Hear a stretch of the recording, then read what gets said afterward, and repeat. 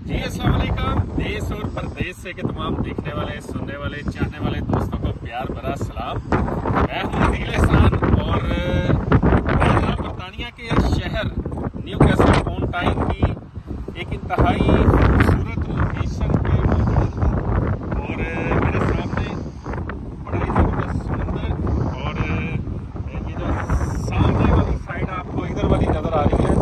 इसे green house कहा जाता है। यहाँ पे जनाब ये बड़ी ज़बरदस्त घास है और ये बेंच है बैठने के लिए। बड़ी ज़बरदस्त धूप निकली हुई है और हवा भी चल रही है साथ। तो मुझे एक मैसेज आया था, मैं मैसेज भेजने वाले का नाम तो नहीं लूँगा क्योंकि जाहिर है हमेशा कोशिश यही होती है कि मैसेज भेजने वाले का उनकी प्राइवेसी का थोड़ा सा एहतराम किया जाए और नाम वगैरह डिस्क्लोज ना किया जाए। सबसे पहले मैं आपको ये मैसेज सुनाता हूँ कि मैसेज में लिखा क्या है। तो मैसेज में जनाब लिखा है, अस्सलाम वालेकुम भाई, मेरा एक क्वेश्चन है रिगार्डिंग इमिग्रेशन फॉर पोर्चुगल। मुझे किसी ने इंफॉर्मेशन दी है कि अगर मैं या मेरी वाइफ कमर्शियल लाइसेंस ले लें बहरीन में and apply for Portugal visa और पुर्तगाल आने के बाद फिंगरप्रिंट के 1 वीक में by road neighbour European country जाकर वहां से फ्लाइट करके आगे उन्होंने लिखा जी बहरीन आ जाएं और अपने टैक्स फाइल करते रहें तो कार्ड मिल जाता है। Is it possible?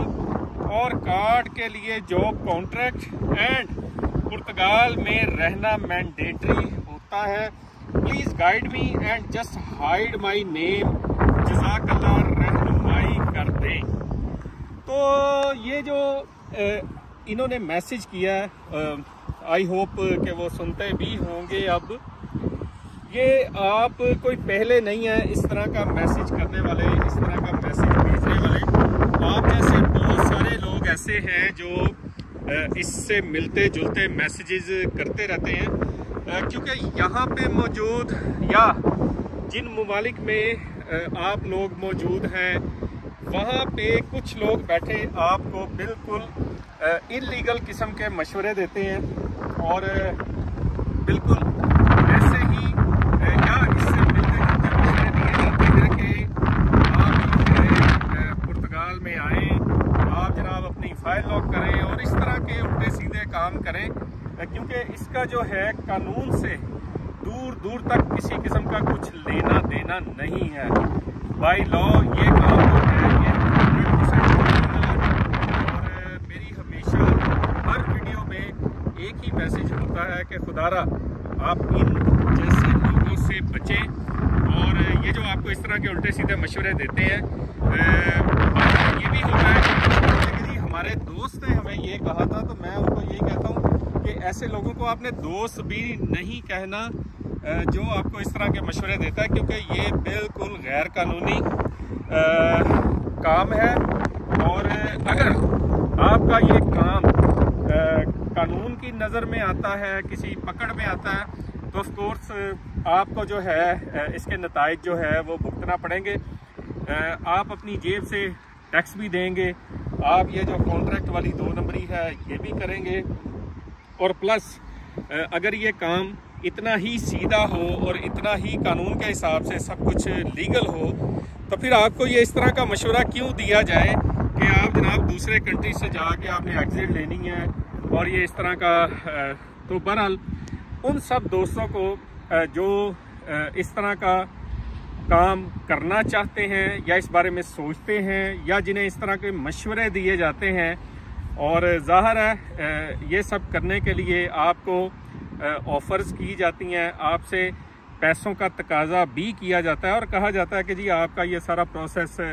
हम चला देंगे, आपको परेशान होने की ज़रूरत नहीं है, आपको घबराने की ज़रूरत नहीं है, हम जनाब यहाँ पे मौजूद हैं। और ये इस तरह के जो उल्टे सीधे मशवरे देते हैं तो अल्टीमेटली ये सिर्फ़ और सिर्फ आपका नुकसान है। आपने बिल्कुल भी दूसरे मुल्क में बैठ के ना अपनी फाइल लॉक करवानी है, ना किसी को किसी डॉक्यूमेंट्स बनवाने के लिए आपने पैसे देने हैं, और आपने पुर्तगाल की इमिग्रेशन लेनी है तो सिर्फ पुर्तगाल में रहें, पुर्तगाल में काम करें। आप चाहे किसी के पास जॉब करें या कोई ज़ाती अपना अगर आप काम करना चाहते हैं तो आप पुर्तगाल की इमिग्रेशन के लिए सिर्फ और सिर्फ तब ही अप्लाई करें। अगर आप अपनी किसी भी पर्सनल रीज़न की वजह से अभी पुर्तगाल में नहीं रहना चाहते, आपकी जो भी मजबूरियाँ हैं, तो फिर आप बिल्कुल भी आपको फाइल लॉक करने की ज़रूरत नहीं है, आपको पुर्तगाल में आने की ज़रूरत नहीं है। आपको सिर्फ पुर्तगाल की इमिग्रेशन के लिए जो भी आपने करना है वो पुर्तगाल में रहते हुए करना है। आपने किसी को ऐसे टैक्सेस के पैसे नहीं देने, आपने किसी से कॉन्ट्रैक्ट नहीं खरीदना, क्योंकि जब पकड़ में आएंगे तो ये आपके लिए मसला बनेगा। वो सब दोस्त जो दूसरे ममालिक में बैठे हैं, मिसाल के तौर पे सऊदीया में, गल्फ़ में, दुबई में, पाकिस्तान में, इंडिया में, बांग्लादेश में, श्रीलंका में, नेपाल में, किसी भी ऐसे कंट्री में अगर आप बैठे और इस तरह अगर आपने फाइल लॉक की हुई है और हो सकता है सिस्टम को आप किसी तरह से भी चीट करने में कामयाब हो जाए, लेकिन जब 5 साल बाद आप नेशनलिटी के लिए अप्लाई करेंगे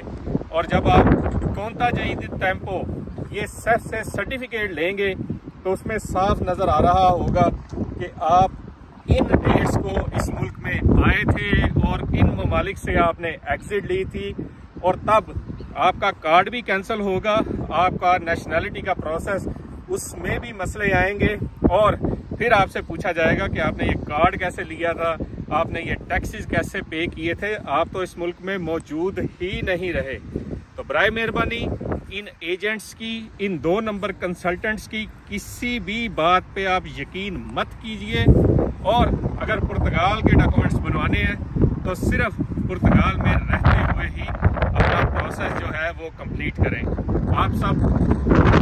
ख्याल रखिएगा, दुआ में याद रखिएगा। इंशाल्लाह अगली वीडियो में फिर आपसे मुलाकात होगी।